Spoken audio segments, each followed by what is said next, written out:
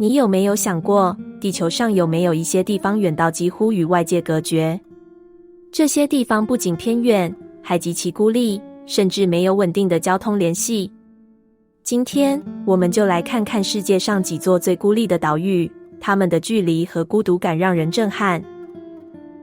首先，我们来看看圣赫勒拿岛，这个位于南大西洋的小岛，距离最近的大陆约2000公里。圣赫勒拿岛因拿破仑·波拿巴的流放而闻名，唯一的交通方式是船只，而岛上的机场非常有限。想象一下，这座岛屿几乎与外界断绝联系，成了一个真正的孤岛。接着是皮特凯恩岛，位于遥远的南太平洋，距离新西兰大约5300公里。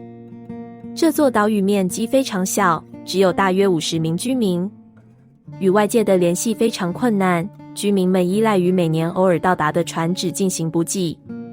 孤立的生活环境让皮特凯恩岛成为全球最偏远的社区之一。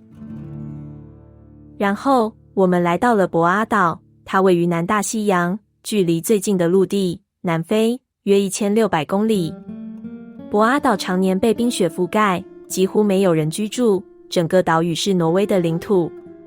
你可以想象这里的环境多么极端，几乎没有人敢前往，只有极少数探险者或科研人员才偶尔登陆。不过，如果要提到地球上最孤立的地方，那就非特里斯坦·达库尼亚群岛莫属了。它位于南大西洋，距离最近的陆地南非开普敦约2400公里远，距离最近的其他岛屿圣赫勒拿岛也有约2400公里远。这个岛屿群是世界上最偏远的有人居住的地方，岛上的居民大约只有300人。由于它的孤立，岛上的所有补给都依赖于每年几次的船只运输，没有机场，最靠近的其他岛屿也是相隔几千公里。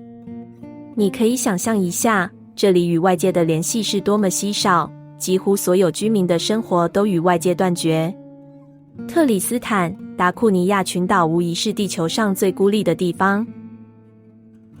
这些岛屿的孤立性不仅让它们变得神秘，还是对自然环境和人类生存能力的真正挑战。它们让我们意识到，尽管地球如此广阔，依然有一些地方远离了文明，独自存在于世界的尽头。